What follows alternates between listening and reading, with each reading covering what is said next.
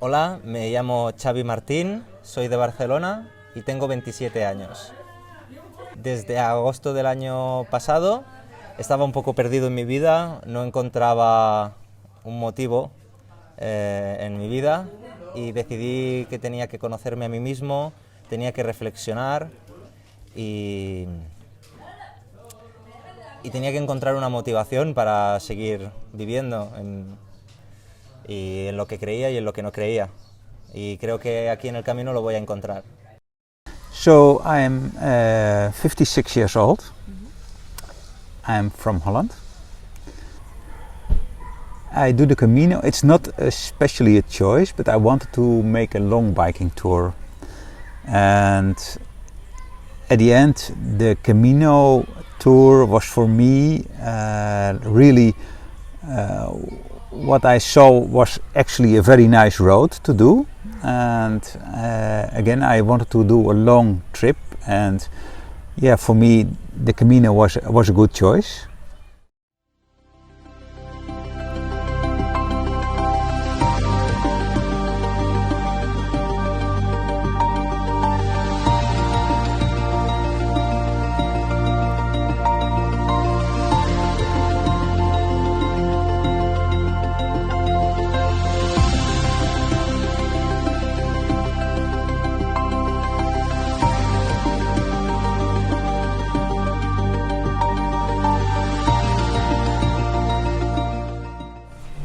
My name is Margarita.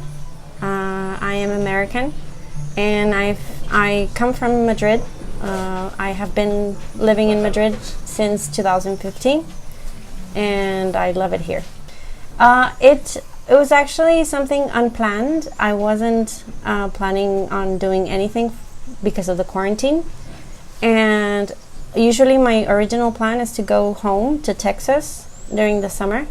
But a good friend of mine invited me to the Camino, and I needed that sort of fresh breath of air, and I needed to disconnect from, being constantly in a closed place and working through a computer, so I needed that.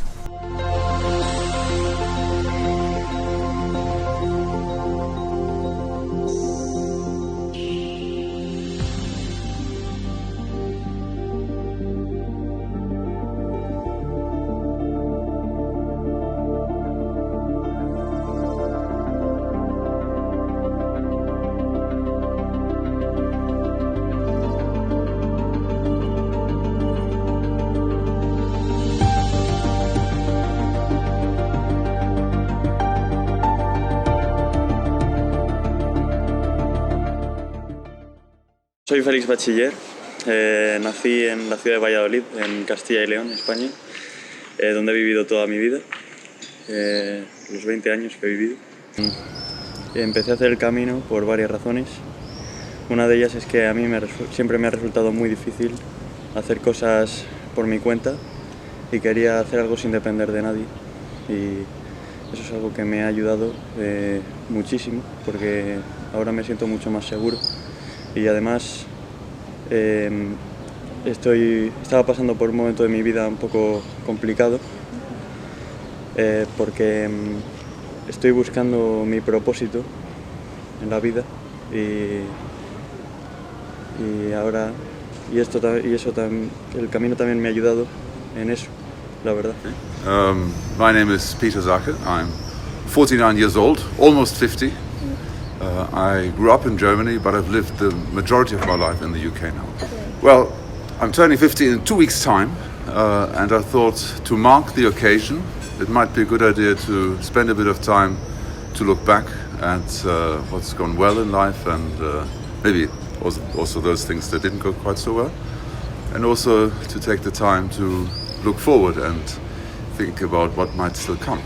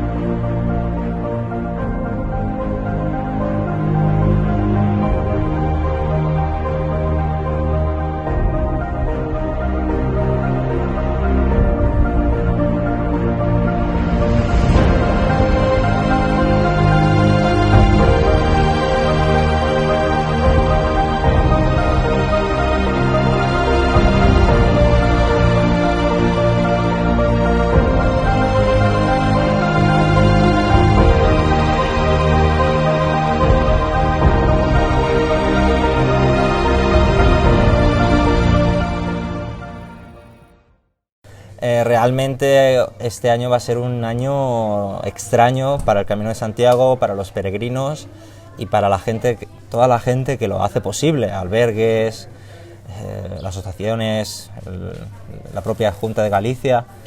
Este es un año en el cual no se esperaba nada de todo esto, no había una preparación, todo está un poco sobre la marcha. La pobre gente de los albergues tiene que atenerse a unas normas que para ellos son complicadas, también son complicadas para los peregrinos. Han tenido que cerrar el 50% de las camas, comprar alcohol, desinfectar cada día, y esto es un coste que ellos no preveían. Además que hay muchos menos peregrinos y muchos menos ingresos al ver menos camas. Para ellos es un año difícil para los peregrinos que no encuentran albergue y no hay facilidad para ellos. Pero a la vez es un año en el que realmente puedes pensar en ti mismo porque no hay tanto ruido, no hay tantos peregrinos y es un momento para pensar en ti mismo. For the Camino, it's a little bit odd. First of all, there are not a lot of people on the Camino. I mean, I met maybe 5 bikers, and just in the last few days, and that's from maybe Leon, I saw some people walking, but in most of the places, when the borders opened, I started to bike. I was everywhere the first one on the Camino, so I couldn't share nothing with other, pilgrims or so.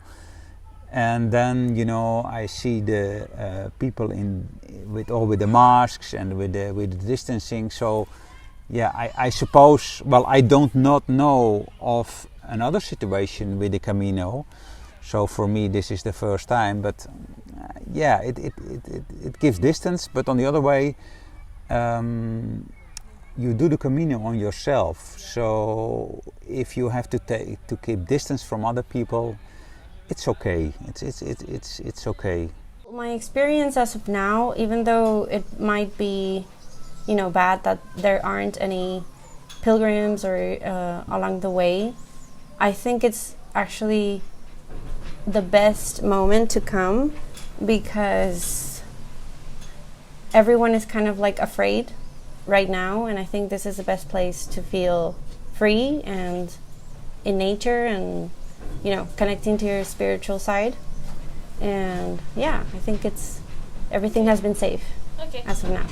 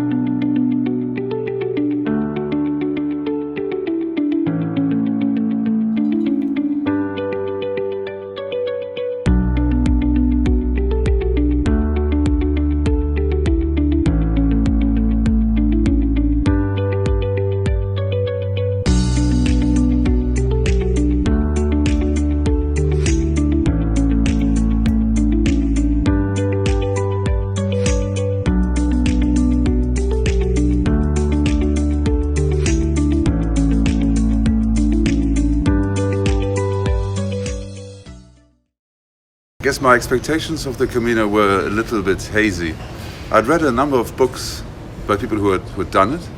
I'd read one by a well-known German comedian and also by a Scottish priest, and I guess the common theme was that somehow the going on the walk changed them. And I was very curious about that, and I couldn't begin to imagine what that was like or what that would be like in practice. My expectations. up front, I didn't have really a lot of expectations, to be honest. During the trip, it took a while before I got disconnected from my work, which was important for me to do, because I have been in a very busy period, and it took me about maybe 2 weeks to disconnect from my work completely. And then, so I didn't know upfront what I expected, but what I learned during the way is that you come more to yourself. I hope that I can get some clarity on things that are not very certain right now. I also want to connect more with my spiritual side and be a little more connected to Jesus. And I think it's actually working. I'm Christian, I'm Catholic, and I was a Catholic since, families, generations, but I wasn't actually practicing it until I did a special retreat back in Texas, and it kind of like brought me to life and brought me to Jesus and to God, and ever since then I've been practicing.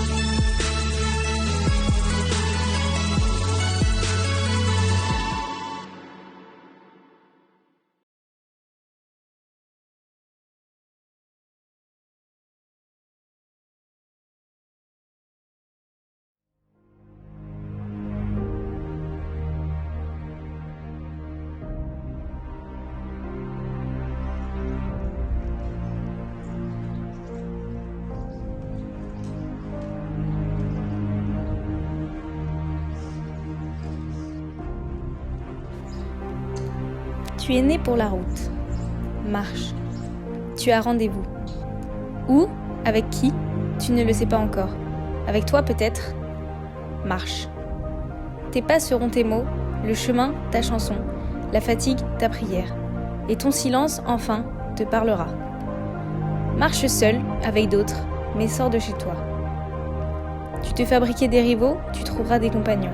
Tu te voyais des ennemis, tu te feras des frères. Marche. Ta tête ne sait pas où tes pieds conduisent ton cœur. Marche. Tu es né pour la route, celle du pèlerinage. Un autre marche avec toi et te cherche pour que tu puisses le retrouver. Il est ta paix, il est ta joie. Va, déjà, ton Dieu marche avec toi. Usually you do certain things and everybody knows who you are and what you do. But suddenly you become a pilgrim, one of many, and there's no difference between one pilgrim and another. And then as you sort of become a pilgrim, you sort of enter this stream of other pilgrims and you move along and you get dragged along, you get pulled along, and this kind of, and you stop deciding where you're going to sleep. Other people decide for you.